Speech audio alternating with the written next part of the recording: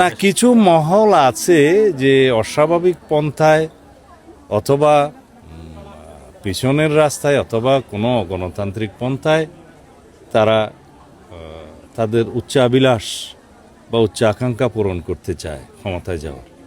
সেটা আমরা দেখেছি গত কয়েকদিনে। তবে বাংলাদেশের মানুষ সেটা প্রত্যাখ্যান করেছে, করবে।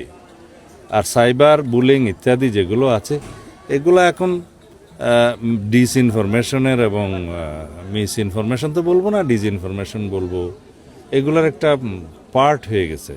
তা আশা করি এগুলো ঠিক কাউন্টার করার মতো অন্য প্রক্রিয়া বের করতে হবে। এগুলো সামনেও থাকবে, এখনও আছে। অতীতে এই সাইবার বুলিং যখন থেকে শুরু হয়েছে তখন রাষ্ট্রীয় পর্যায় থেকে এবং যারা মিডিয়া জগতের লোক তারা এগুলো কাউন্টার করার জন্য চেষ্টা করছে।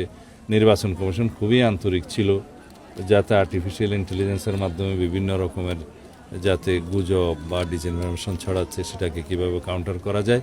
আমার মনে হয় 100% না পারলেও 80% বা তারও বেশি সাকসেসফুলি করা গিয়েছে। এগুলো আমরা ধর্তব্যের মধ্যে আনছি না।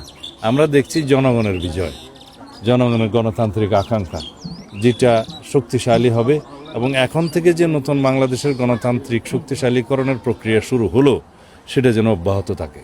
এটাই আমাদের প্রত্যাশা, অঙ্গীকার, প্রতিশ্রুতি।